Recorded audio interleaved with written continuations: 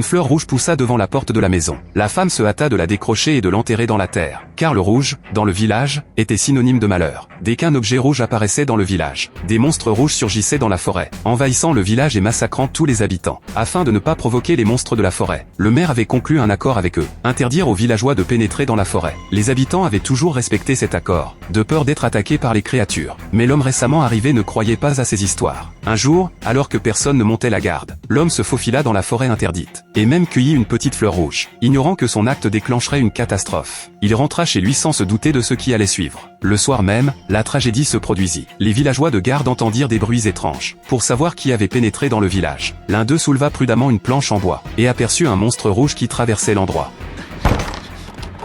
Pris de panique, le villageois tira immédiatement la cloche d'alarme. Bientôt, les villageois entendirent la cloche et coururent chez eux, se réfugiant dans leur cave, de peur d'être repérés par le monstre rouge. Mais une femme aveugle n'arrivait pas à fermer la porte, car son petit ami n'était pas encore rentré chez eux. Au dernier moment, le petit ami arriva enfin, évitant ainsi une tragédie. Ils se précipitèrent alors dans la cave. Ce n'est qu'à ce moment-là que tout le monde se détendit un peu, mais le bruit assourdissant d'un coup violent sur la porte garda tout le monde dans une grande terreur. Les villageois passèrent la nuit dans la cave, attendant que le danger passe. Le lendemain matin, de nombreuses maisons dans le village avaient leurs portes recouvertes d'une peinture rouge. Il était évident que le monstre reviendrait. Afin de calmer la colère du monstre, les villageois décidèrent d'organiser un grand banquet, puis mirent des vêtements jaunes aux habitants, et jetèrent un morceau de jambon de porc hors du village, espérant ainsi obtenir le pardon du monstre. Mais à la surprise générale, le monstre ne prit pas la viande. Quand la nuit tomba, un cri perça le silence. Tous les villageois se précipitèrent dehors pour voir ce qui se passait. Ils découvrirent que de nombreux animaux étaient morts. Pour éviter que le monstre ne les attaque de nuit, les villageois retournèrent rapidement se cacher chez eux. Mais à ce moment-là, l'aveugle sortit de nouveau. Elle savait que son petit ami était resté près de la porte. En effet, pour sa sécurité, il avait décidé de rester là et de la protéger. Cependant, il ne savait pas que des yeux les observaient. Le lendemain matin, le village idiot frappa à la porte de l'homme.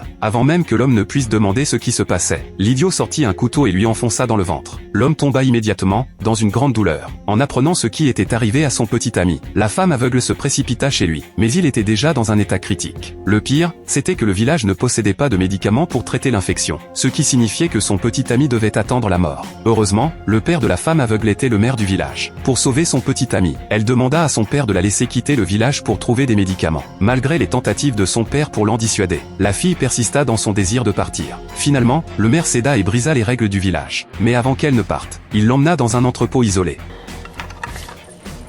Regardant sa fille prise de panique, le père tenta de la rassurer. Il lui révéla alors que le village n'avait jamais eu de monstre. Le monstre, en réalité, avait été joué par le maire lui-même, dans le but d'empêcher les villageois de quitter le village. Ainsi, il inventa l'histoire du monstre pour maintenir tout le monde sous contrôle.